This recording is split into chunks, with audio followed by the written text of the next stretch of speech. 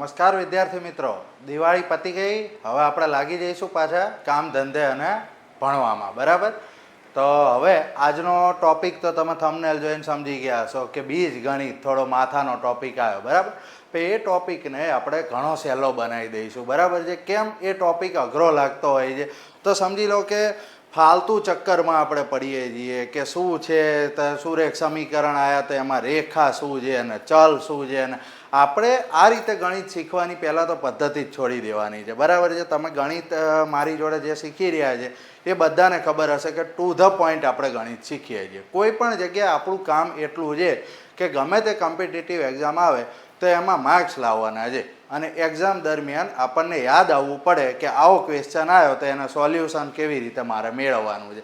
ગોળ ગોળ ચક્કરમાં આપણે લાંબુ શીખીએ. અહીંયા મને એ કંઈ બતાવવાનો શોખ નથી. બરાબર છે. ફિલ્ડમાં હું આવ્યો જે રીતે છું, બરાબર, કે સ્ટુડન્ટ્સના કહેવાથી કે સાહેબ તમે આવો અને તમારી જે મેથડ છે એને રજૂ કરો, એ લાવો. એનાથી અમને ઘણો બધો ફાયદો થાય છે. કેમ? કારણ કે આપણે ટુ ધ પોઈન્ટ વાત કરીએ છીએ. હવે અહીંયા બીજ ગણિતના ટોપિકને જો આપણે ડિટેલમાં હું સમજાવવા જાઉં ને, સુરેખ સમીકરણ હોય કે પછી દ્વિઘાત સમીકરણ હોય, એના વિશે હું કેટલું જાણું છું એ હીરોગીરી સાબિત કરવા હું ક્યારેય નથી આવ્યો. બરાબર, મારી હીરોગીરી કે મારું નોલેજ એ સ્ટાફ સિલેક્શન અને સીજીએલમાં ચકાસી લીધું છે. એમાં હું ઓલ ઇન્ડિયા સૌથી ઓછી જ્યારે વેકેન્સી હતી ને ત્યારે સિલેક્ટ થયો હતો. બરાબર, તો એ વસ્તુ એને ડિસાઈડ કરી લીધી છે. હવે મારું નોલેજ મારે તમને નથી બતાવવાનું. મારું કામ શું છે કે તમને જેને ગભરાટ થાય છે, જે વિદ્યાર્થીઓને ગણિત ક્યાંયથી પેડ કોર્સ લીધા, અહીંયા શીખ્યા, ઓફલાઈન બેચમાં ગયા, બધે હેરાન થયા અને તે છતાં ગણિત નહીં આવડતું, અથવા તો જે ફ્રેશર્સ છે એને એક જ ટાર્ગેટ છે કે પહેલેથી એવું ગણિત શીખવું કે બસ મેથ્સ રિઝનિંગમાં મારા માર્ક્સ 100% અને 100% માર્ક્સ સ્ટેટ ગવર્મેન્ટની એક્ઝામમાં તો મેથ્સ રિઝનિંગમાં આવે. એમાં ક્યાંય ધારો કે 1-2 માર્ક્સ કોઈ જગ્યાએ કટ થાય, બાકી સ્ટેટ ગવર્મેન્ટ ગુજરાતમાં હજી સુધી એવું ગણિત તો શીખવાડતી જ નથી, એવું ગણિત પૂછતી જ નથી કે કોઈ પણ જગ્યાએ આપણા માર્ક્સ કટ થતા હોય. તો આપણે એ વસ્તુને શીખીએ પ્રોપર ને તો આપણને ત્યાં જઈને યાદ આવશે. કોઈ દિવસે તમે શોર્ટ ટ્રીક સીધી શીખવા માંડી પડો, સીધું મને નફો ખોટ નહીં આવડતું તો સીધું નફો ખોટ શીખવું છે. તો એના માટે તમારે ટકાવારીના જે બેઝિક્સ એકદમ હોય એ જેટલા ક્લિયર કટ હોય ને એટલું તમને પછી નફો ખોટ, ચક્રવૃદ્ધિ વ્યાજ, સાદું વ્યાજ શીખવાની જરૂર જ ના પડે. એ તમે જ્યારે ટકાવારીને સારામાં સારી રીતે સમજી ગયા, સારામાં સારી રીતે શીખી લીધું, પછી તમને એ ટોપિક્સ એકદમ ઇઝી લાગવા માંડે, ઓટોમેટિક તમને આઈડિયા આવે. તો મારી જે પદ્ધતિ છે હંમેશા એ જ રહેવાની છે. બરાબર, અહીંયા આગળ ગોળ વાત કરી, વિડીયો લાંબા બનાવવા, ખોટી તમારે લાઈક જે આપણે મારો વોચ ટાઈમ વધારવાનો, આ બધા મારા ટાર્ગેટ નથી. બિઝનેસ મારો ટાર્ગેટ નથી. સિમ્પલ છે કેવી રીતે આપણે શીખવાનું, કેવી રીતે તમારે માર્ક્સ મેળવવાના હોય. જો ગમતું હોય બરાબર તો લાઈક અને સબસ્ક્રાઈબ કરી દેવાની ચેનલને અને શેર કરી દેવાના તમારા એવા વિદ્યાર્થી મિત્રોને જેને એકચ્યુઅલીમાં ગણિત શીખવું છે અને માર્ક્સ લાવવા છે. બાકી તમને ના ગમે તો કાંઈ નહીં, હું આવી રીતે શીખવાડતો રહીશ. બરાબર, હવે ચલો આજે આપણે શરૂઆત કરી દઈએ ટાઈમ ના બગાડતા બીજ ગણિત. તો બીજ ગણિત આપણે શું છે? એકચ્યુઅલીમાં બીજ ગણિત એટલે સમજી લો કે તમારે એક્સ અને વાય, એને બહુ ડિટેલમાં નહીં શીખવાનું. એ તમારું ગણિત જે છે એ ટોટલ કેટલા ભાગમાં વહેંચાયેલું છે? એક એરિથમેટિક કહેવાય, અંક ગણિત કહેવાય. એના પછી તમારું એલ્જેબ્રા એટલે કે બીજ ગણિત કહેવાય. બીજ ગણિત એટલે એક્સ અને વાય ઇન શોર્ટ. બસ શોર્ટમાં આપણે આટલું જ સમજવાનું છે. એના સિવાય તમારું એ ભૂમિતિ આવી ગયું, ત્રિકોણમિતિ આવી ગયું, આ બધા એડવાન્સ મેથ્સના ટોપિક છે. એડવાન્સ મેથ્સને ફૂલ ડિટેલમાં એ આપણે ક્યારે શીખવાની જરૂર છે? જ્યારે તમે પ્રોપર સ્ટાફ સિલેક્શન સીજીએલની અથવા તો યુપીએસસી સીડીએસની તૈયારી કરો છો. તો આ બે જ એક્ઝામ કોમ્પિટિટિવમાં એવી છે કે જેમાં બહુ ડિટેલમાં આના રિલેવન્ટ પ્રશ્નો આવતા હોય છે. એની એક અલગ સિરીઝ આપણે લાવીશું કે એ સિરીઝ આખી આપણે એડવાન્સ મેથ્સ 0 to હીરો હશે. અત્યારે આપણે મેથ્સ 0 to હીરોમાં ક્વોન્ટિટેટિવ એપ્ટિટ્યૂડ કે જેમાં એરિથમેટિક, એલ્જેબ્રાના બેઝિક્સ, જીઓમેટ્રીના બેઝિક્સ અને ટ્રિગોનોમેટ્રીના બેઝિક્સ આપણે એટલું જ શીખવાનું છે કે જે બીજી બધી એક્ઝામમાં કવર થતું હોય છે ને બીજી બધી એક્ઝામમાં જેવા પ્રશ્નો આવતા હોય છે તો એ પ્રશ્નોના બેઝિક્સ શું છે અને એ પ્રશ્નો આપણે એક્ઝામમાં કેવી રીતે 10-20 સેકન્ડના ટાઈમમાં હલ કરી શકીએ. અત્યારે આપણે આમાં એટલું શીખવાનું છે. તો મેથ્સ 0 to હીરોમાં આગળ આપણે શરૂઆત કરીએ એલ્જેબ્રાની. હવે એલ્જેબ્રા એટલે શું? તો એના બેઝિક ટોપિક કયા છે કે જેના ઉપરથી તમારી આ એક્ઝામ્સમાં ક્વેશ્ચન આવતા હોય છે? તો એના ટોપિક્સ તમારા છે સુરેખ સમીકરણ, પછી થઈ ગયું દ્વિઘાત સમીકરણ, પછી એક વી બોર્ડમસનો રૂલ. હા, બોર્ડમસ ભાગુ સભા એટલું જ બોલતા હોય છો, પણ એની આગળ આપણે વિન્ક્યુલમ ને એ બધા કન્સેપ્ટ્સ આવે છે જે આપણે આને ડિટેલમાં જોઈશું ત્યારે સમજવાના છે. પછી બીજ ગણિતના પાયાના જે ઓળખ સૂત્રો છે, એક્સ પ્લસ વાયનો સ્ક્વેર, એ પ્લસ બીનો સ્ક્વેર, એ બધા ટોપિક્સ જોવાના છે. અને અવયવીકરણ અને વિસ્તરણ, બરાબર, આ ટોપિક્સ આપણે બીજ ગણિતના અત્યારે આ ચેપ્ટરમાં કવર કરવાના છે. એમાં આજે આપણે શરૂઆત કરીએ સૌથી પહેલાં તો સુરેખ સમીકરણથી શરૂઆત કરવાની છે. હવે સુરેખ સમીકરણ એટલે બેઝિકલી શું હોય છે? આપણે એમાં સમજી લો કે એક તમારા ગણિતમાં એક આલેખ છે, એમાં એક્સ અને વાયના મૂલ્યો શોધવાના હોય છે. એમાં રેખાઓ જે કંઈ પણ છે, એક આ રેખા થઈ ગઈ, એક આ રેખા થઈ ગઈ, તો એના જે છેદગણ બનતા હોય છે એ એક્સ અને વાયના મૂલ્યો આપતા હોય છે. આપણે એ રેખાઓના ચક્કરમાં ક્યાંય પડવાની જરૂરિયાત નથી. આલેખ શું છે ડિટેલમાં સમજવાની કોઈ જરૂરિયાત નથી. એ વિષયમાં આપણે ડિટેલમાં જવા બેસીએ તો એના પણ 2 કલાક આપણે અલગથી બગાડવા પડે અને માથું દુખાડવાના ચક્કરમાં પડવું પડે. એના બદલે આપણે શેનાથી કામ છે, કોમ્પિટિટિવ એક્ઝામમાં તમને એક્સ અને વાયના સમીકરણો આપવામાં આવે છે, અથવા તો કોઈ ક્વેશ્ચન્સ એવા બનાવવાના આવતા હોય છે કે એ ક્વેશ્ચન્સ ઉપરથી આપણે પહેલાં તો સમીકરણ બનાવવું પડે અને સમીકરણનો ઉકેલ મેળવીએ ત્યારે એનું સોલ્યુશન મળે. તો આપણે કામ રહેશે માત્ર અને માત્ર સમીકરણનું. તો આપણે સમીકરણની રીત જ આપણે સૌથી પહેલાં જોવાની છે કે સમીકરણ આપ્યા હોય એનું સોલ્યુશન કેવી રીતે લાવવાનું, અથવા તો કોઈ ક્વેશ્ચન આપણને લાંબો આપ્યો છે તો એને સમીકરણની ભાષામાં કેવી રીતે આપણે ફેરવવાનું. બરાબર, સૌથી પહેલાં સુરેખ સમીકરણ શેને કહેવાય? તો બીજ ગણિતમાં સુરેખ સમીકરણ એટલે એવું સમીકરણ કે જ્યાં કોઈ પણ ચલ હોય ને એની એક ઘાત હોય. ચલ શેને કહેવાય? ચલ એટલે કે વેરિયેબલ, એટલે એક્સ વાય. જે કંઈ પણ જગ્યાએ તમને એક્સ અને વાય દેખાય, એક્સ આવ્યું, વાય આવી ગયું, તો આ બધા એને શું કહીશું? આપણે ચલ કહીશું. બરાબર, યાદ એવું રાખવાની જરૂર નથી ચલ, બરાબર, માત્ર પ્રાઇમરી આપણને સમજણ પડે એના માટે કહી રહ્યા છીએ કે આ ચલ થઈ ગયા. હવે એક્સની સાથે કોઈ સંખ્યાનો ગુણાકાર હોય તો એને આપણે હંમેશા એ કહીશું. વાય સાથે કોઈ ગુણાકાર છે એને બી કહીશું, અને એક માત્ર અંક આપેલો હશે એને આપણે આપણો સી કહીશું. બરાબર, હવે આપણે સૌથી પહેલાં સમજીએ એકદમ બેઝિકથી કે કોઈ પણ સંખ્યા છે, મેં આ રીતે આપ્યું કે x બરાબર 4. બરાબર, આપણે આવું જોતા હોઈએ. હવે આને આપણે સુરેખ સમીકરણ એટલે શું કહેવાય? તો સુરેખ સમીકરણમાં હંમેશા જમણી બાજુએ આપણે શું હોવું જોઈએ? 0. જમણી બાજુએ 0 છે તો એને સુરેખ સમીકરણનું પ્રમાણિત એટલે કે વ્યાપક સ્વરૂપ ગણવામાં આવે છે. હવે જમણી બાજુ મારે 0 કરવું છે તો આપણે માત્ર શું કરીએ કે 4ને હું ડાબી બાજુ લઈ જાઉં. હવે કોઈ પણ સંખ્યા જમણી બાજુથી ડાબી બાજુએ જાય, અહીંયા ધન સંખ્યા છે, આ બાજુ આવે તો શું થઈ જશે? બાદબાકી થઈ જાય. તો x - 4 બરાબર 0. હવે કોઈ સુરેખ સમીકરણ સૌથી બેઝિક આપણને આ રીતે આપેલું છે, આવું તો કંઈ પૂછાય નહીં. બરાબર, પણ આપણે સમજવાની શરૂઆત છે એટલે આ રીતે લખીએ કે x - 4 બરાબર 0 હોય તો આપણે શું લખીએ કે x બરાબર 0 વત્તા 4, એટલે xનું કિંમત મને કેટલી મળી ગઈ? 4. તો અહીંયા આ સમીકરણમાં x છે એ શું છે? મારો ચલ છે. હવે એની સાથે કોઈ સંખ્યા કઈ ગુણાયેલી છે, જેનો ગુણાકાર છે, અહીંયા x કેવો છે? એકલો છે, એટલે x જોડે શું ગુણાયેલું છે? 1 ગુણાયેલો છે. તો એ બરાબર અહીંયા મારે કેટલા થઈ ગયા? 1 થઈ ગયા. એક જ ચલ છે તો અહીંયા જે બીજી સંખ્યા જે સિંગલ આવી, સીધું અંક આવ્યો, તો એને આપણે શું કહેવાય? b. તો આ મારું ફોર્મેટ થઈ ગયું ax પ્લસ b બરાબર 0, જે આ મારું સૌથી બેઝિક સુરેખ સમીકરણનું સૂત્ર આવી ગયું, સુરેખ સમીકરણનું એક સ્વરૂપ આવી ગયું. હવે b બરાબર અહીંયા આગળ આપણે હંમેશા લખતા શીખવાનું છે કે b હંમેશા આપણે સ્વરૂપે આ જ યાદ રાખવાનું છે. અહીંયા માઇનસ છે, પ્લસ છે સમીકરણમાં, એ આપણે લખતા શીખવાનું છે કે જે કંઈ આપેલું છે એને આપણે બીની વેલ્યુ કહીશું કે b બરાબર અહીંયા કેટલા? તો -4. માઇનસની નિશાની છે તો -4. સ્વરૂપ આપણે કયું યાદ રાખીશું? હંમેશા ax વત્તા b બરાબર 0. હવે એના વિશે આગળ ડિટેલમાં આપણે જોઈએ કે જ્યાં બે ચલ હોય, અહીંયા આગળ આપણે સુરેખ સમીકરણ જોયું. હવે બે ચલવાળું સુરેખ સમીકરણ એટલે એને આપણે શું કહીએ? દ્વિચલ સુરેખ સમીકરણ. ખાલી એક્સ હતો, સુરેખ સમીકરણ આપણું હતું.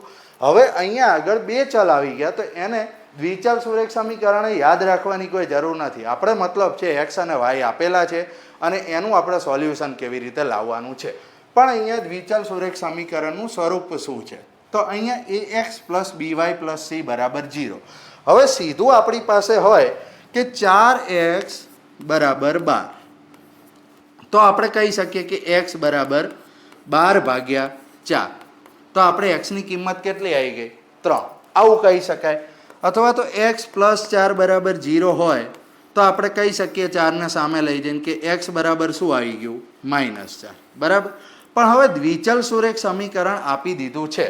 ધારો કે આવી રીતે આપ્યું છે કે 4x વત્તા 3y બરાબર 25.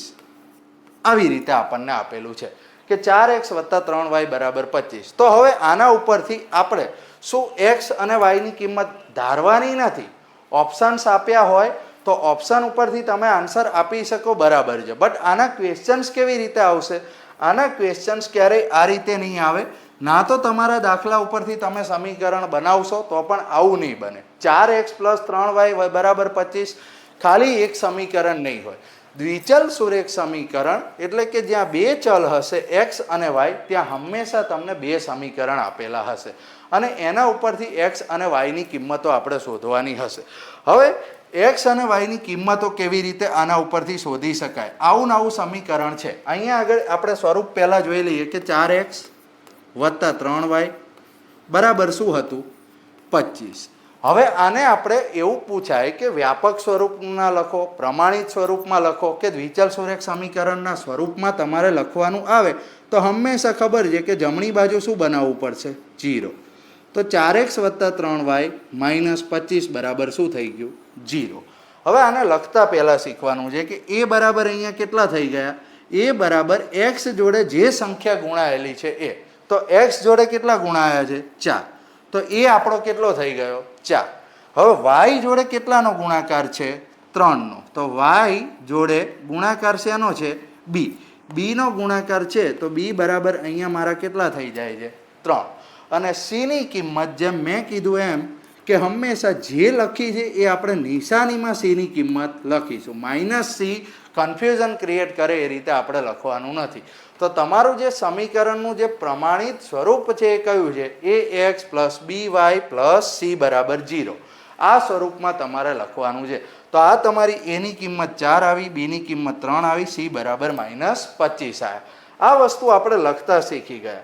હવે બે સમીકરણ આપણને આપેલા હશે, કઈ રીતે આપણે એનું સોલ્યુશન લાવી શકીશું? તો એની રીતો તો છે જ ઘણી બધી કે એક આદેશની રીત કહેવાય, બરાબર. એમાં તમારે એવું હોય કે x બરાબર y જે છે એ તમારે પહેલાં લાવી દેવાના કે x બરાબર કેટલા y અને પછી તમારે એને મૂકવાનું. આ રીત નહીં વાપરવાની, કોઈ જરૂરિયાત છે નહીં, શીખવાની જરૂરિયાત નથી, બરાબર. મેં કીધું એમ હું અહીંયા નોલેજ બતાવવા નથી આવ્યો. નોલેજ આ 4-4નું એટલું છે કે 4-4ના નોલેજને જો હું વિસ્તૃત રીતે સમજાવવા જાઉં તો અલગ અલગ કલાકના વિડીયો બને, એની કોઈ જરૂરિયાત નથી. માર્ક્સ લાવવાના છે, માર્ક્સ લાવવાના છે. આલેખની રીત એક આવે, આલેખની રીત આપણે વાપરવાની કોઈ જરૂરિયાત નથી કારણ કે આલેખની ક્યાંય જરૂરિયાત પડતી નથી. ના તો આપણને આ બધી એક્ઝામ્સમાં જે મેં વાત કરી એમાં આલેખ પૂછાતો હોય છે. આલેખ આદેશ નહીં કરવાના. ચોકડી ગુણાકારની રીત છે એ અંક ગણિતની જ રીત છે પણ એ પણ લાંબી રીતો હોય એટલે આ નહીં કરવાની. જનરલી તમારે દ્વિચલ સુરેખ સમીકરણનો ઉકેલ લાવવો છે તો એક જ રીત ફોલો કરવી જોઈએ. એ રીત કઈ છે? લોપની રીત. એક છે આપણી પાસે વિકલ્પ કે ઓપ્શન ઉપરથી આન્સર આપવાના, પણ જ્યારે ક્વેશ્ચન ડીપમાં પૂછાય ને ત્યારે અમુક જગ્યાએ તમને એ નથી પૂછવામાં આવતું કે x બરાબર કેટલા, y બરાબર કેટલા.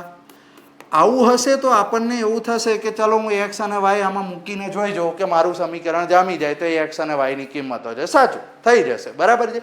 પણ આપણે શીખવાનું એ રીતે પણ છે કે ઓપ્શન ઉપરથી આન્સર નથી આવતો. કેમ નથી આવતો? ચલો તમને એક જ વસ્તુ કીધી કે ચલો 4x પ્લસ 3y બરાબર તમને આવી રીતે આપી દીધું છે, પછી 3x પ્લસ 4y બરાબર કોઈ સંખ્યા આપી દીધી છે. આવું હોય અને તમારે ઉકેલ લાવવાનો હોય કે 7x વત્તા 5y બરાબર કેટલા આવશે. આગળ મેં એવા ક્વેશ્ચન્સ કવર કર્યા છે અને એવું નહીં કે જાતે બનાવેલા જ ઓનલી હોય. જાતે બનાવ્યા હોય તો એ પ્રકારના ક્વેશ્ચન જે તમને આ કોમ્પિટિટિવ એક્ઝામમાં પ્રીવિયસ યર્સમાં પૂછાઈ ગયા હોય એ પ્રકારના જે ક્વેશ્ચન્સ છે કે જ્યાં તમારે ફરજિયાતપણે એક્સ અને વાયનો ઉકેલ લોપની રીતે લાવવો જરૂરી બની જાય છે.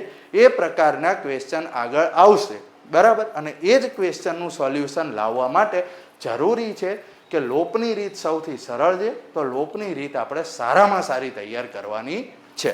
ચલો હવે એ તરફ આપણે આગળ વધીએ.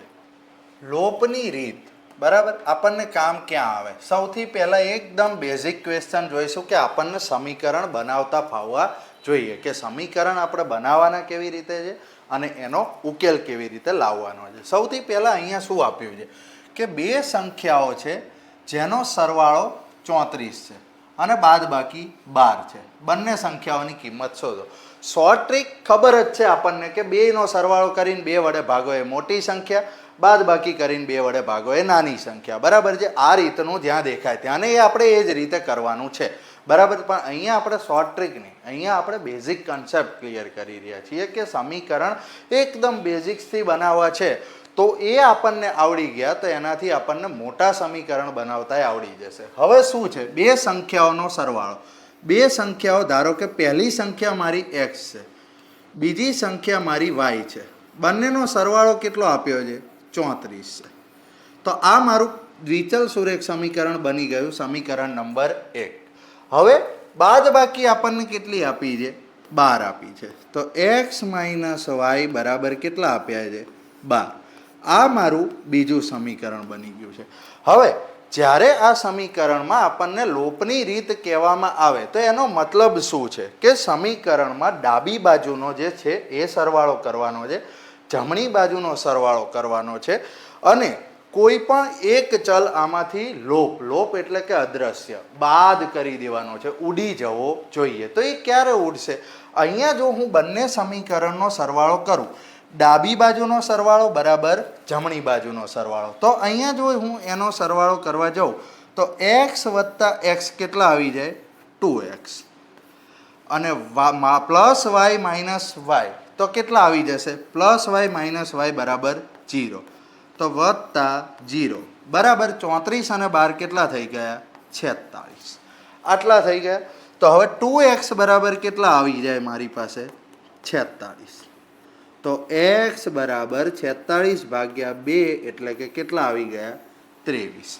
અહીંયા y સીધો આપણે ગાયબ થઈ ગયો. પણ આગળ એવા સમીકરણો આવશે કે જ્યાં y અને y સીધા બાદ નહીં થઈ જાય. એકવાર 3y હોય, એકવાર 2y હોય, એકવાર 2x હોય ને બીજી વાર 3x હોય, તો એના માટે લોપની રીતમાં આપણે ગુણાકાર કરવો પડશે એક સમીકરણનો, બરાબર. જે સમાન બનાવવા એના વિશે આપણે આગળ જોઈએ કે x બરાબર પહેલાં તો અહીંયા આગળ આપણને 23 મળી ગયું.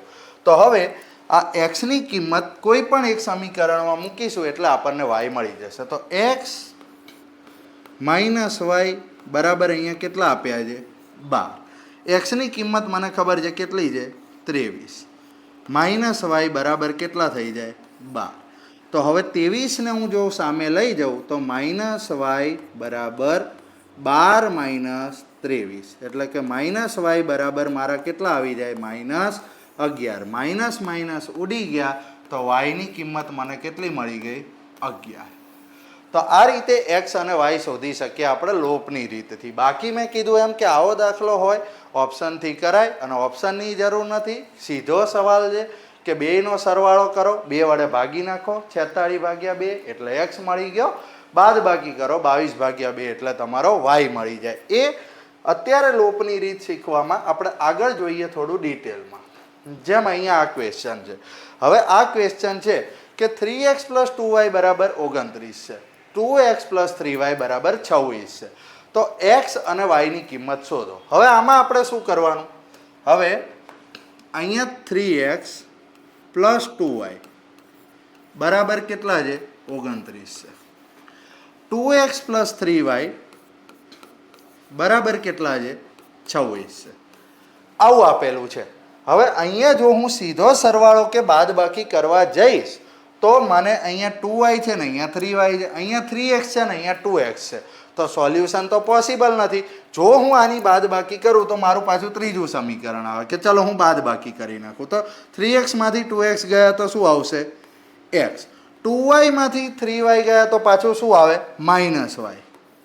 વળી આને માઇનસ કરીએ તો બરાબર શું આવ્યું? 3 આવ્યું.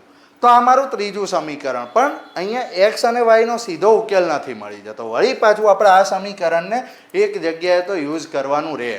તો જરૂરી છે લોપની રીતમાં કે કોઈ પણ એક ચલ છે એ સરખો થશે ત્યારે જ એની બાદબાકી કે સરવાળાથી એ સમીકરણ ઉડી જશે. તો અહીંયા મારે શું કરવું જોઈએ કે x અને y જે છે એમાંથી કોઈ પણ એક જગ્યાએ y ને સમાન બનાવી દેવાના છે. સમાન કેવી રીતે બનાવવાના? તો અહીંયા સમીકરણ 1 માં y કેટલા છે? 2 છે. સમીકરણ 2 માં y કેટલા છે? 3 છે. તો જો હું આને 3 વડે ગુણું તો આ કેટલા થઈ જાય? 6 થઈ જાય. આને 2 વડે ગુણું તો પણ આ કેટલા થઈ જાય? 6 થઈ જાય. એટલે કે મારે સમીકરણ 1 ને 3 વડે ગુણવાનું છે અને સમીકરણ 2 ને 2 વડે ગુણવાનું છે. સમીકરણ 2 ને 2 વડે ગુણવાનું છે. પહેલા નક્કી કરી લો. દરેક જગ્યાએ y ઉડાડવો જરૂરી નથી. ક્યાંક x સરળ પડે તો x ઉડાડી દો, પણ આપણે કોઈ પણ એક ચલને બાદ કરી દેવાનો છે. હવે સમીકરણ 1 ને 3 વડે ગુણું તો 3x હતા તો 3 તરી 9x. હવે અહીંયા 3 વડે ગુણું તો કેટલા થઈ જાય? 2 તરી 6y બરાબર 29 ગુણ્યા 3 કરીએ એટલે કેટલા આવી જાય? 87. હવે આવા ગુણાકાર તો ડાયરેક્ટ આવડવા પડે. એ હું પહેલેથી તમને બેઝિકથી લેક્ચર 1 થી શીખવાડતો આવ્યો છું કે કેવી રીતે એના ગુણાકાર કરવા. તો આગળના વિડીયોઝ જેણે નથી જોયા એ જોઈ લો, જેનાથી તમારે સૌથી પહેલાં તો ગુણાકારને એ બધું પાક્કું થઈ જાય અને એકદમ બેઝિકથી ગણિત સિક્વન્સમાં તમારું તૈયાર થતું જાય. સમીકરણ 2 ને મારે હવે 2 વડે ગુણવાનું છે. સમીકરણ 2 માં 2 દુ 4x, 3 દુ 6y અને 26 દુ કેટલા થઈ જશે? 52. આ મારા બંનેનું સોલ્યુશન આવી ગયું અને મારે y થઈ ગયો સરખો. હવે એને ઉડાડવો છે તો અહીંયા તો y પ્લસ પ્લસ છે, એનો મતલબ મારે શું કરવું પડશે? બાદબાકી. ત્રણેય જગ્યાએ હું બાદબાકી કરું તો 6y માંથી 6y બાદ કરું એટલે કેટલા થઈ જશે? 0. જો આને બાદ કર્યા ને તો આને પણ બાદ કરવા પડે, આને પણ બાદ કરવા પડે. એટલે કે હંમેશા લોપની રીત વાપરતી વખતે જો કોઈ એક ચલની આપણે નિશાની બદલીએ છીએ તો દરેક જગ્યાએ ઇફેક્ટ આપવી જરૂરી છે. અહીંયા મેં y ને માઇનસ કર્યા તો અહીંયા x પણ પ્લસ હતા તો માઇનસ થઈ ગયા, 52 પણ પ્લસ હતા તો માઇનસ થઈ ગયા. હવે આનું સોલ્યુશન હું લાવું તો 9x માંથી 4x જશે તો કેટલા વધશે? 5x બરાબર 87 માંથી 52 જશે એટલે કેટલા આવશે? 35. તો x બરાબર 35 ભાગ્યા 5 બરાબર કેટલા આવી ગયા? 7. x નો મને ઉકેલ મળી ગયો. એટલે કે મારો x મળી ગયો. તો હવે y શોધી શકાય. x ની કિંમત મૂકવાથી કોઈ પણ સમીકરણમાં તમે મૂકી દો. હવે પ્રશ્ન નથી, કારણ કે મારી પાસે x ની કિંમત છે એટલે એકલો y વધશે. તો x ની કિંમત હું સમીકરણ 1 માં અહીંયા મૂકું તો 3 ગુણ્યા 7 વત્તા 2y બરાબર કેટલા થઈ જાય? 29. 2y એમનામ રહેવા દઉં. સામે 29 છે, 3 સિત્તા 21 ને હું સામે જવા દઉં તો બાદ થઈ જાય 21 બરાબર કેટલા થઈ ગયા? 8. 2y બરાબર 8. તો y બરાબર 8 ભાગ્યા 2 એટલે કે 4. તો આ રીતે લોપની રીત પરફેક્ટ વાપરીને તમે x અને y ની ચોક્કસ કિંમતો શોધી શકો. અને આ જ રીત સૌથી સરળ છે. સમજવામાં આપણને અત્યારે વાર લાગી હોય કારણ કે તમને એકદમ બેઝિકથી સમજાવવું જરૂરી હોય. બાકી તમે આનો જો વ્યવસ્થિત રીતે કરો તો તમારે 10-12 સેકન્ડથી વધારે સમય લાગે નહીં. જે લોકો ઓપ્શન્સવાળા છે કે આ તો ઓપ્શનથી થઈ જાય એમના માટે આગળ દાખલા આવે છે કે એમાં તમારે ઓપ્શન કામ નહીં લાગે. એટલે રીત શીખી લો. હંમેશા હું કહેતો આવ્યો છું કે દરેક જગ્યાએ શોર્ટ ટ્રીક શીખવાની, પણ ગણિતને બેઝિકથી શીખવાનું અને શીખવાનું. એક પણ કન્સેપ્ટ બાકી નહીં રાખવાનો. પછી જેવું આવવું હોય, જેવા ક્વેશ્ચન આવે ઓટોમેટિક ખ્યાલ આવશે કે ક્યાં મારે ઓપ્શન વાપરવો અને ક્યાં મારે રીત વાપરવી. ચલો હવે આગળ વધીએ. આગળ હવે એ જ પ્રકારનો પ્રશ્ન કે અહીંયા બે સમીકરણ આપ્યા છે કે x પ્લસ 2y બરાબર 20, 2x પ્લસ y બરાબર 32, બરાબર. બંને સમીકરણ આપણે અહીંયા જ હવે નંબર આપી દઈશું કે 1 અને 2. હવે આપણે એક જ હેબિટ નહીં રાખવાની કે વાયને જ સરખા બનાવવાના. અહીંયા મને ખબર છે કે વાયને સરખા બનાવવા હોય તો આને 3 વડે ગુણવું પડે, આને 2 વડે ગુણવું પડે. તો આપણે એ વસ્તુમાં ટાઈમ જાય, ભલે 5 સેકન્ડનો જાય, પણ એક એક સેકન્ડ એક્ઝામમાં આપણી કામની હોય. તો અહીંયા મને ખબર છે કે અહીંયા સિમ્પલી 2x આપ્યા છે અને x આપ્યા છે. તો મારો ફાયદો એમાં છે કે સમીકરણ એકને ખાલી 2 વડે ગુણી દઉં એટલે મારું સોલ્યુશન આવી જાય. તો અહીંયા એ રીત વાપરવી જરૂરી છે. તો ખાલી લોકની રીત શીખી નાખી, ગોખી નાખી તો એ કામનું નથી. આ પણ મહત્વનું છે કે સમય ક્યાં ક્યાં મારો બચે. તો સમીકરણ એકને 2 વડે ગુણું તો 2x પ્લસ 4y બરાબર કેટલા થઈ જશે? 40. હવે સમીકરણ 2 ને ગુણવાની જ જરૂર નથી, એમાં 2x છે તો 2x પ્લસ 3y બરાબર કેટલા થઈ ગયા? 32. હવે x મારે ગાયબ કરવો છે તો નિશાની બદલી નાખું, માઇનસ માઇનસ અને માઇનસ. તો 2x ગયા, 4y માઇનસ 3y એટલે કે y બરાબર 40 માઇનસ 32 એટલે કેટલા આવી ગયા?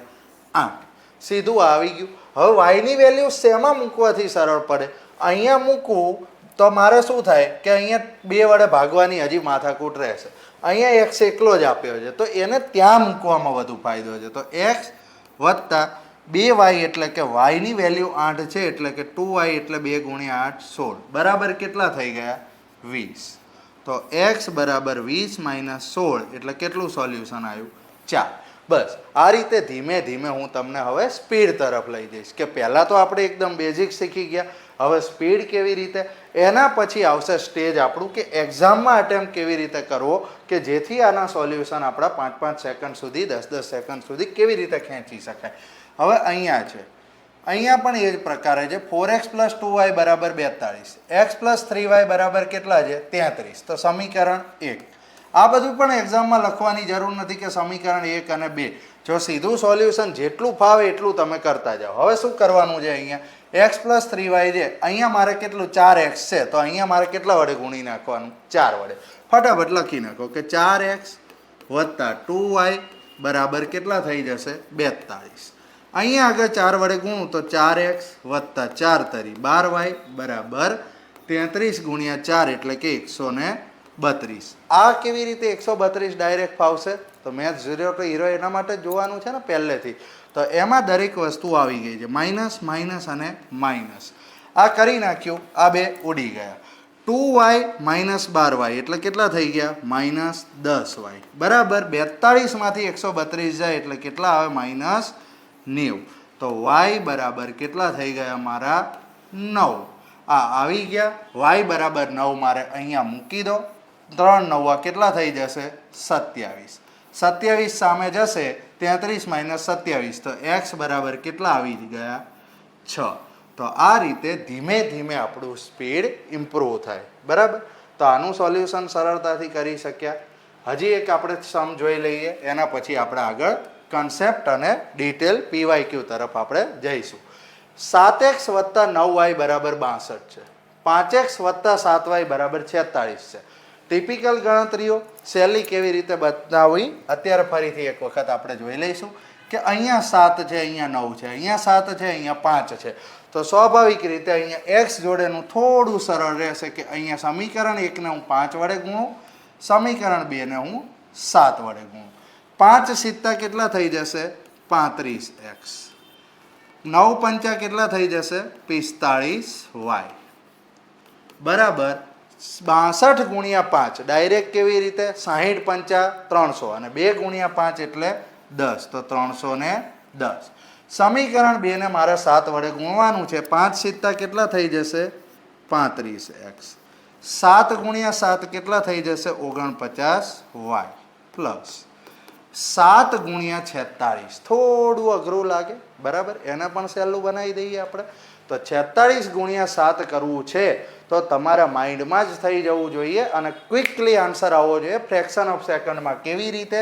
તો એ તમારી હેબિટ જેટલી રાઉન્ડ ફિગરથી વધતી જશે. પહેલાં આગળ ડિટેલમાં ઘણું સમજાવ્યું છે પહેલાં બીજા ચેપ્ટરમાં કે રાઉન્ડ ફિગરથી તમારે ગુણાકાર કેવી રીતે કરવા. 46 ગુણ્યા 7 છે, 4 સિત્તા કેટલા થઈ જાય? 28. 280 સાઈડમાં રાખી દો. 6 સિત્તા કેટલા થઈ જાય? 42. 280 માં 20 ઉમેરો 300, ઉપર 22 ઉમેરો એટલે 322. હવે માઇનસની નિશાની અહીંયા આપી દો. આ ગયા 45 માંથી 49 ગયા, કેટલા આવશે? -4y. આ કેટલા આવી જશે? -12. y બરાબર -12 ભાગ્યા -4 એટલે કેટલી વેલ્યુ આવી ગઈ? 3. y ની વેલ્યુ 3 આવી ગઈ. કોઈ પણ એક સમીકરણમાં મૂકી દો કે અહીંયા સમીકરણ પહેલું છે આપણી પાસે 7x + 9y બરાબર 62. y ની વેલ્યુ આપણે 3 શોધી નાખી છે. તો અહીંયા 9 તરી કેટલા થઈ જાય? 27. 27 ને 62 બાજુ જવા દો તો બાદ થઈને કેટલા આવી જશે? 35. કેટલા બરાબર? 7x બરાબર. તો x બરાબર મારી વેલ્યુ કેટલી આવી ગઈ? 5. તો x બરાબર 5 અને y બરાબર 3. હવે એક કન્સેપ્ટ આપણે જોઈ લઈએ. સમાંતર રેખાઓ બનાવતા સમીકરણનો કન્સેપ્ટ શું છે? એના ઉપરથી કદાચ તમારો ક્વેશ્ચન એ રીતે બનાવીને આપી શકે કે નીચે તમને આ રીતે 4 ઓપ્શનમાં 2 સમીકરણ આપ્યા હોય, જ્યાં 3 સમીકરણો 3 ઓપ્શન એવા હોય કે જે તમને x અને y નો ચોક્કસ ઉકેલ આપી શકે, પણ એક સમીકરણ એક ઓપ્શન એવો હોઈ શકે કે જેમાં x અને y નો ઉકેલ ન મળે. તો એ કન્સેપ્ટ તમારો સુરેખ સમીકરણનો શું કહે છે કે સુરેખ સમીકરણ એ એકચ્યુઅલીમાં શું છે કે કોઈ પણ x અને y અક્ષ છે. હવે એના ઉપર જે આપણે આ રેખાઓ દોરી છે, આ મારી રેખાઓ છે, આ 2 રેખાઓ અહીંયા ક્રોસ જાય છે. તો ક્રોસ છે અને છેદગણ જે આપે છે એ x અને y ની વેલ્યુ આપતું હોય છે.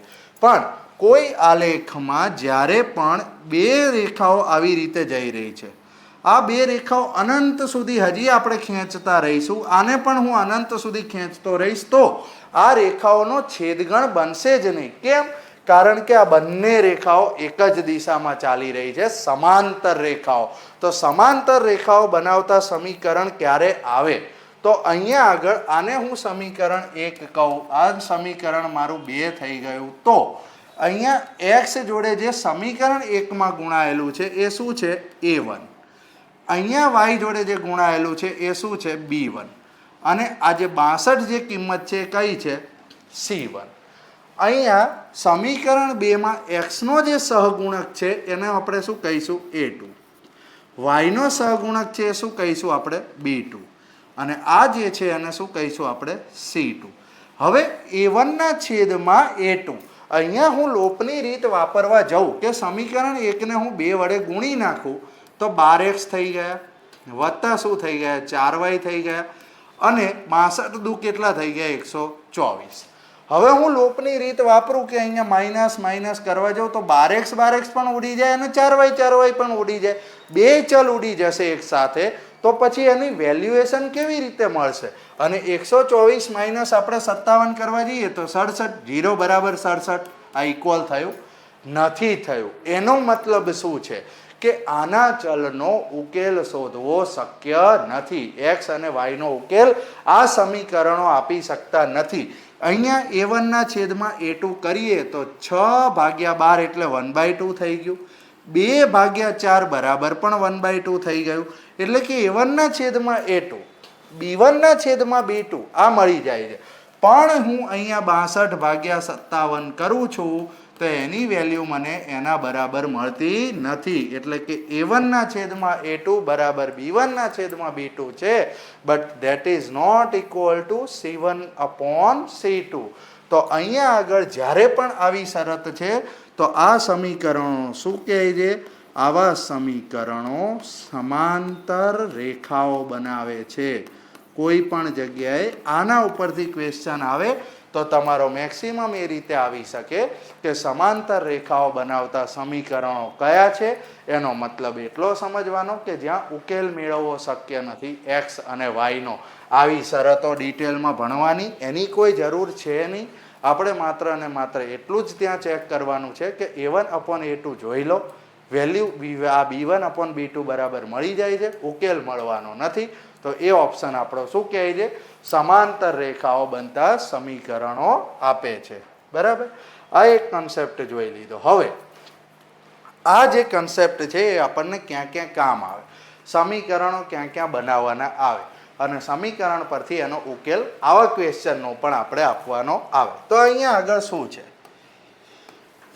5 ચોકલેટ અને 7 રમકડા, એની કુલ કિંમત કેટલી આપી છે? 300. 3 ચોકલેટ અને 5 રમકડાની કુલ કિંમત કેટલી આપેલી છે? 204.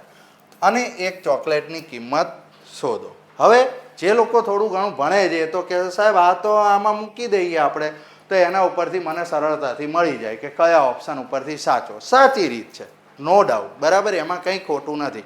પણ મારી પાસે તમને બધું મળશે. આગળ જ્યારે વિકલ્પ એવો આવશે, આગળ જ્યારે પ્રશ્ન એવો આવશે, ત્યાં આપણે એક્સ અને વાયની વેલ્યુ શોધવી જરૂરી બનશે, સમીકરણ બનાવવા જરૂરી હશે. તો એ અને એ પણ કયો ક્વેશ્ચન છે, એવું નહીં કે મનગઢત બનાવી દીધેલો છે, આગળ પૂછાયેલા એવા ક્વેશ્ચન્સ છે. તો તમે એ જ વસ્તુ હું કહું છું કે વિદ્યાર્થીઓનો પ્રોબ્લેમ એ છે કે કોઈ પણ જગ્યાએ મારે ગણિત શીખવું છે તો ફટાફટ નાની રીતો, નાની વસ્તુઓ શીખી લઉં, શોર્ટ ટ્રીકના ક્વેશ્ચન જોઈ લઈએ, આવું બધું નહીં. પહેલાં બેઝિકથી શીખો. મારે શોર્ટ્સ પણ આવતા રહે છે કે કયા ક્વેશ્ચન કેવી રીતે અટેમ્પ્ટ કરવાના હતા, અને ક્વેશ્ચન પણ કયા હોય છે, SSC, RRB, railway NTPC, CC, આ બધામાં જે ક્વેશ્ચન્સ પૂછાયા હોય છે એને આપણે કેવી રીતે 5-10 સેકન્ડમાં કરવા, એનું સોલ્યુશન્સ પણ હું બતાવતો રહેતો હોઉં છું, બરાબર. બટ અહીંયા આગળ આપણે શું શીખી રહ્યા છીએ? કન્સેપ્ટથી ગણિત, કે જેના કારણે આપણો જે ફિયર છે કે ગણિતનો ફિયર હંમેશા દૂર થઈ જવો પડે, બધું ગણિત આવડવું પડે. તો એના માટે જરૂરી છે. અહીંયા આગળ આપણે સમીકરણ બનાવીને જ જઈશું. તો સમીકરણ શું કહે છે? તો સમીકરણ કેવી રીતે બનાવવા, સમજી લો કે આ રીતે તમારે લખવાનું નથી. રીત જે હું બતાવી રહ્યો છું એ તમારી સમજૂતી માટે છે કે તમને બેઝિકથી ના આવડતું હોય તો આવડે, બાકી આવી રીતે ડિટેલમાં લખવાનું નથી, નતર આપણો ટાઈમ એટલો ને એટલો બગડી જાય, તો આપણા માર્ક્સ ખેંચી ના શકાય. ધારો કે હું કહી દઉં કે ચોકલેટ જે છે એની કિંમત કેટલી છે? એક્સ છે, અને રમકડાની કિંમત કેટલી થાય છે? વાય થાય છે. આના ઉપરથી હવે સમીકરણ બનાવવાના હોય તો એક ચોકલેટની કિંમત એક્સ છે તો 5 ચોકલેટની કિંમત કેટલી થઈ જાય? 5x. જો એક ચોકલેટ રમકડાની કિંમત વાય છે તો 7 રમકડાની કિંમત કેટલી થઈ જવાની છે? 7y. સમીકરણમાં આપણને શું આપ્યું છે શરત, કે આ બંનેની ટોટલ કિંમત કેટલી થઈ જાય છે? 300 રૂપિયા થઈ જાય છે. તો આની કિંમત મને કેટલી મળી ગઈ? 300 રૂપિયા. તો આ મારું સમીકરણ એક તૈયાર થઈ ગયું. 5 ચોકલેટની કિંમત, જો એક ચોકલેટની કિંમત x તો 5 ચોકલેટની કિંમત 5x. એક રમકડાની કિંમત y તો 7 રમકડાની કિંમત કેટલી થઈ ગઈ? 7y. બંનેની ટોટલ કિંમત કેટલી થાય છે? 300 રૂપિયા. સમીકરણ એક તૈયાર. એ જ પ્રમાણે સમીકરણ 2, 3 ચોકલેટની કિંમત કેટલી થાય? 3x. 5 રમકડાની કિંમત કેટલી થઈ જાય? 5y. બરાબર ટોટલ કિંમત કેટલી થાય છે? 204. તો આ મારું સમીકરણ નંબર 2 તૈયાર થઈ ગયું. હવે આપણે ત્યાં પહોંચી ગયા કે સુરેખ સમીકરણનો આપણે ઉકેલ કાઢો. હવે અહીંયા આગળ શું પૂછ્યું છે? ચોકલેટની કિંમત, એટલે આપણે શોધવાનું શું છે? એક્સ. તો અહીંયા આપણે સરળતા નહીં જોઈએ, અહીંયા આપણે માત્ર અને માત્ર વાયનો લોપ કરવાનો છે, ફિક્સ, કારણ કે મારે એક્સની કિંમતનો જવાબ આપવાનો છે. તો વાય લોપ કરવા માટે સમીકરણ 1માં આપણે 5 વડે ગુણી દઈએ, સમીકરણ 2ને આપણે 7 વડે ગુણી દઈએ, એનાથી આપણને એક્સની કિંમત મળી જશે. સમીકરણ 1 5 વડે ગુણું તો શું આવી જશે? 25x વત્તા 7 પંચા 35y બરાબર કેટલા થઈ જશે? 3 પંચા 1500. આ થઈ ગયું. હવે અહીંયા 7 વડે ગુણી દઉં તો 21x વત્તા 35y બરાબર 200 સિત્તા 1400 અને ઉપર 4 સિત્તા 28, તો 1428 આવી ગયા. હવે માઇનસની ઇફેક્ટ આપી દઉં તો આ મારા વાય ઉડી ગયા. 4x બરાબર 1428 બાદ કરું એટલે કેટલા આવી જશે? 72. બાદ કેવી રીતે કરવા? તો 1500 માંથી 1430, જે રીતે દુકાને જાઓ અને પૈસા ગણો કે મેં 1500 ચૂકવ્યા અને 1428ની મારી વસ્તુ આવી, તો આપણે પાછા લેતી વખતે શું ગણીએ છીએ? ના કેલ્ક્યુલેટર ગણીએ છીએ, ના તો દસકા લેવા બેસીએ છીએ. શું ગણીએ છીએ? કે પહેલાં તો 1430 પૂરા કરું, 70 પાછા લઈ લીધા અને પછી બીજા 2 રૂપિયા એની ઉપર વધે છે. એ જ રીતની આદત તમારા ગણિતમાં પાડી દો. તો 4x બરાબર કેટલા થઈ ગયા? 72. તો એક્સની કિંમત કેટલી આવી ગઈ? 18 રૂપિયા. તો અહીંયા આગળ 18 તમારો સાચો ઓપ્શન છે. હવે આનો ઓપ્શન ઉપરથી તમારે કરવો હોય તો પણ તમે કરી શકો, પણ એ પ્રોપર આ ક્વેશ્ચન કે પહેલાં 14 મૂકો સેટ થાય છે, ઠીક છે, 16 મૂકો, બટ ઓવરઓલ જો તમે ગણિત સરખી રીતે શીખી ગયા હોય તો ઓપ્શનની જરૂર પણ પડતી હોતી નથી. એના ઉપરથી હવે આગળનો ક્વેશ્ચન આપણે જોઈશું. આ ક્વેશ્ચનમાં આપણે જોવાનું છે કે સમજી લો કે તમને છેલ્લે શું આપ્યું છે? 4 ચોકલેટ અને 6 રમકડાની કુલ કિંમત શોધવાની છે. હવે આમાં તમે કઈ રીતે ઓપ્શન સેટ કરશો? તો એના માટે જરૂરી છે આવડવું બેઝિક્સથી. તો આમાં પણ આપણે સમીકરણ બનાવીશું અને સોલ્યુશન લાવીશું. 10 ચોકલેટ 15 રમકડાની કુલ કિંમત કેટલી છે? 425. 12 ચોકલેટ અને 10 રમકડાની કુલ કિંમત કેટલી છે? 390. 4 ચોકલેટ અને 6 રમકડાની કુલ કિંમત શોધવાની છે. એટલે પહેલાં તો આપણે એક્સ અને વાય બંનેની વેલ્યુ જોશે, ત્રીજું સમીકરણ બનાવવાનું છે ને એનું સોલ્યુશન કાઢવાનું છે. તો ફટાફટ આપણે અહીંયા 10 ચોકલેટની કિંમત કેટલી માની લઉં છું? એક્સ. રમકડાની કેટલી? વાય. તો 10x વત્તા 15y બરાબર કેટલા આપેલા છે? 425. 12x વત્તા 10y બરાબર કેટલા આપેલા છે? 390. આ સમીકરણ 1 અને આ સમીકરણ 2 મારા તૈયાર થઈ ગયા. એક્સ કે વાય એકનો લોપ આપણે કરવો પડશે. સરળ પડશે કે વાયનો લોપ કરીએ. કેમ? કારણ કે ઉપરના સમીકરણને 2 વડે ગુણો, નીચેના સમીકરણને 3 વડે ગુણો, એટલે 30 વાય મળી જાય. તો સમીકરણ 1ને 2 વડે ગુણીએ તો શું આવશે? 20x વત્તા 30y બરાબર 425 દુ 850. સમીકરણ 2 છે એને આપણે શું કરવાનું છે? 3 વડે ગુણવાનું છે. તો 12 તરી 36x વત્તા 30y બરાબર 39 તરી 117. તો 1170. 39 ગુણ્યા 3 કરવું છે. 40 તરી 120 ને 1 તરી 3 બાદ કરો એટલે 117 તમે સરળતાથી કરી શકો. માઇનસ માઇનસ માઇનસ આ 30y ઉડી ગયા, વધ્યા કેટલા? -16x બરાબર 850 માંથી 1170 બાદ કરવા છે. ઊંધા બાદ કરવાના. 1170 માંથી 850 બાદ કરો કેટલા વધે? 300 અને ઉપર 20. 1150 માંથી 850 બાદ કરો એટલે કે 320. કેવા? માઇનસ માઇનસ માઇનસ ઉડી ગયા, 16 સામે ગયા તો x બરાબર કેટલા આવી ગયા? 20. તો x ની કિંમત મારી કેટલી આવી ગઈ? 20. હવે સમીકરણમાં કોઈ પણ એક જગ્યાએ મૂકી દો કિંમત. x ની કિંમત મારી અહીંયા મૂકીશ તો 10 ગુણ્યા 20 કેટલા થઈ જશે? 200. 10 ગુણ્યા 20 એટલે 200. તો સમીકરણ 1માં આનું શું થઈ જશે? 200 વત્તા 15y બરાબર 425. 15y બરાબર 425 માંથી 200 બાદ કર્યા તો શું આવી જશે? 225. 15 આ ગયા 15. તો y ની કિંમત પણ મારી કેટલી આવી ગઈ? 15 આવી ગઈ. હવે એક રમકડાની એક ચોકલેટની કિંમત મને મળી ગઈ. મને પૂછ્યું શું છે? 4 ચોકલેટ અને 6 રમકડાની કિંમત. 4 ચોકલેટની કિંમત કેટલી છે? 20. તો 4 ગુણ્યા 20 કેટલા થઈ જશે? 80. 6 રમકડાની કિંમત 6 ગુણ્યા 15 કેટલી છે? 90. તો 80 અને 90 170 રૂપિયા તમારો કરેક્ટ આન્સર આવી ગયો. એના પછી પશુ અને પક્ષીના માથા અને પગ. અહીંયા આગળ આપણે સુરેખ સમીકરણ બનાવવાનું છે અને સોલ્યુશન લાવવાનું છે. બાકી સમજી લો કે આમાં પણ આપણે એ જ સરળ પડતું હોય છે. એની જે આપણે નાની રીત છે એ પણ આપણે આજે જ શીખવાની છે કે આવા કોઈ પણ સોલ્યુશન આપણે કેવી રીતે લાવવા સરળ બને છે. પણ સૌથી પહેલાં આપણે સમીકરણ બનાવીશું અને લોપની રીત એપ્લાય કરીશું. એના પછી આની સીધી રીત શીખી લઈશું. કઈ રીતે આવા સોલ્યુશન જ્યાં તમારે ખાસ પૂછાતા હોય છે. પશુ પક્ષીના માથા પગ થઈ ગયા, રિક્ષા અને વ્હીકલ જે કંઈ પણ હોય કે 4 વ્હીલર છે તો એના ટાયર આપણને પૂછેલા હોય. હા, એમાં વધુ નોલેજ આપણે નહીં બતાવવાનું. હા, રિક્ષા અને કાર છે, કારનો મતલબ હંમેશા આપણે 4 જ વ્હીલ ગણવાના. ન તો ઘણાને આવા પ્રશ્નો પાછા થઈ જતા હોય કે સ્પેર વ્હીલ ક્યાં ગયું? સ્પેર વ્હીલની અહીંયા કંઈ જરૂર નથી. હવે નવી ગાડીઓમાં તો આવતાય નથી, બટ જૂના જે કંઈ પણ નોલેજેબલ છે તો આપણે એક્સ્ટ્રા નોલેજ નથી બતાવવાનું. ગણિતમાં હંમેશા તમારે બેઝિક્સથી જવાનું હોય છે. રાજનભાઈ પાસે એમના વાડામાં અમુક ગાય છે, અમુક કબૂતર છે. માથાની કુલ સંખ્યા કેવી છે? 22 છે. પગની સંખ્યા કેટલી છે? 80 છે. હવે આનું સોલ્યુશન સમીકરણથી કેવી રીતે? તો સૌથી પહેલાં હું માની લઉં કે ગાય જે છે એની ટોટલ સંખ્યા ધારો કે x છે. કબૂતર જે છે એની ટોટલ સંખ્યા કેટલી છે? y છે. હવે શું કીધું છે કે માથાની કુલ સંખ્યા 22 છે. તો માથું દરેકને એક એક હોય તો x ગાય છે તો એના ટોટલ માથા કેટલા થઈ જાય x વત્તા y કબૂતરના માથા y. તો આ સમીકરણ બની ગયું સમીકરણ નંબર 1. હવે એના પછી પગ આપ્યા છે. હવે પગ કેટલા છે તો એક ગાયના પગ કેટલા હોય 4 હોય. તો અહીંયા x ગાયના પગ કેટલા થઈ જાય 4x. એક કબૂતરના પગ કેટલા હોય 2 હોય. તો y કબૂતરના કેટલા થઈ જાય 2y બરાબર કેટલા આપ્યા છે 80. સમીકરણ નંબર 2.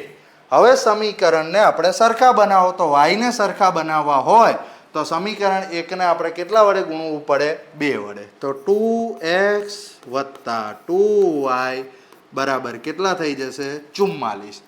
4x પ્લસ 2y બરાબર કેટલા થઈ જાય 80. માઇનસ માઇનસની નિશાની આપી દો. y ઉડી ગયા.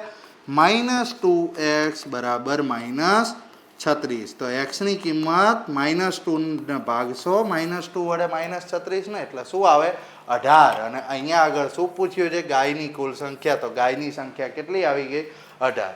હવે આનું સોલ્યુશન એકચ્યુઅલી સૌથી સરળ બનતું હોય છે કે આમાં તમારે બિલકુલ ઓપ્શનની પણ જરૂર નથી પડતી હોતી અને ના તો તમારે આ એક્સ વાયના ચક્કરમાં પડવાની જરૂર છે. એક સિમ્પલ વસ્તુ છે કે જ્યારે પણ આ રીતનો ક્વેશ્ચન હોય ત્યારે 22 માથા આપ્યા છે. તો સૌથી પહેલાં હું ગણી લઉં કે 22 માથા જે છે એ દરેકને મારે 2 જ પગ છે. 2 પગ હું સામાન્ય લઈ લઉં તો કેટલા પગ થઈ જાય 44. પણ અહીંયા એકચ્યુઅલીમાં પગની સંખ્યા કેટલી છે 80 છે. તો 80 એકચ્યુઅલીમાં છે. જો દરેકને 2 જ પગ હોત તો કેટલી હોત 44 હોત. ટોટલ પગની સંખ્યા 44 હોય પણ ટોટલ પગ કેટલા છે અહીંયા 80 છે. 80 - 44 એટલે કે 36 જે છે એ શું છે વધારાના પગની સંખ્યા. તો દરેક ગાય જે છે એને જ 4 પગ છે.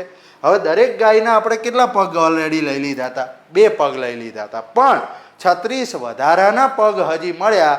તો એ 36 વધારાના પગ શું છે કે જે દરેક ગાયના 2 એક્સ્ટ્રા પગ છે. તો 36 ભાગ્યા 2 કરીએ એટલે આપણું સીધું સોલ્યુશન શું આવી ગયું 18. કેમ? કારણ કે પગ જે વધારાના આપ્યા એ કોણે આપ્યા ગાયે. કેટલા એક ગાયે 2 પગ આપ્યા. તો વધારાના જે છે બાદ કરી દો.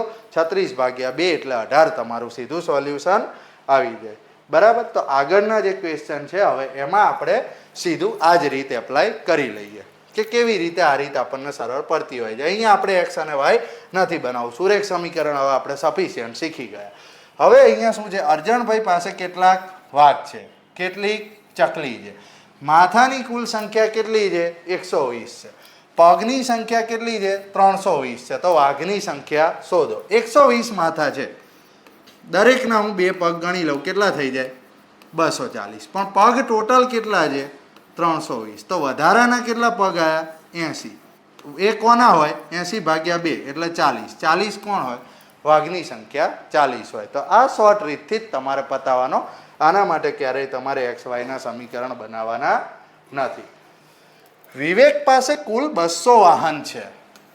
હવે એમાં અમુક સંખ્યામાં કાર છે અમુક સંખ્યામાં રિક્ષા છે. પૈડાની કુલ સંખ્યા કેટલી છે 675 છે. તો કારની સંખ્યા શોધો. હવે અહીંયા જેમ મેં કીધું એમ સ્પેર વ્હીલ કે કોઈ એક્સ્ટ્રા મગજ ચલાવવાનું નહીં. આવું આપેલું હોય તો કારના હંમેશા ગણિતમાં કેટલા પૈડા ગણવાના છે આપણે 4. વધારે કોઈ મગજ ચલાવવાનું છે નહીં. ટોટલ વાહન કેટલા છે 200. હવે એમાં ઓછામાં ઓછા પૈડા કેટલા રિક્ષાને 3 હોય અને આ કારને કેટલા હોય રિક્ષાના 3 પૈડા હોય. કારના કેટલા પૈડા હોય 4 હોય. તો આપણે શું માની લઈશું કે બધાયને 3 પૈડા છે. તો 200 તરી કેટલા થઈ જાય 600. પણ એકચ્યુઅલી પૈડાની સંખ્યા કેટલી છે 675 છે. તો વધારાના પૈડા કેટલા છે 75 છે.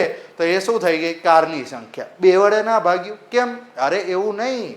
આગળ શું હતું કે 2 પગ એક ગાય વધારાના આપતી હતી. બરાબર. એ વધારાની સંખ્યા હતા. અહીંયા શું છે કે 75 જે પૈડા છે એ કારના આપણે કેટલા કાઉન્ટ કરી લીધા ઓલરેડી 4 પૈડા છે દરેક કારને. પણ અહીંયા 200 તરી 600 કર્યા એટલે એક કારના આપણે 3 પૈડા તો ગણી જ લીધા છે.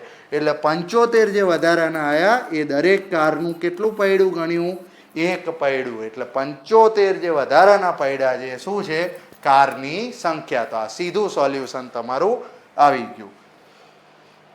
ચાલો એના પછી દ્વિઘાત સમીકરણ છે જે આપણે આવતા લેક્ચરમાં જોઈશું. બરાબર છે. અત્યારે સુરેખ સમીકરણ બરાબર સમજી ગયા. બરાબર.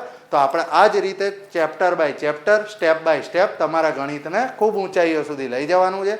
વિડીયો ગમ્યો હોય તો લાઈક કરી દેવાનો છે. તમારા મિત્રોને જેને ગણિતમાં આજ સુધી ઘણી જગ્યાએ તકલીફ પડી છે એ હવે નથી પડવાની એના માટે એમને શેર કરી દેવાનો છે. અને ચેનલને સબસ્ક્રાઈબ ના કરી હોય તો ભૂલતા નહીં સબસ્ક્રાઈબ કરી લેજો. મળતા રહીએ. નમસ્કાર. જય હિન્દ.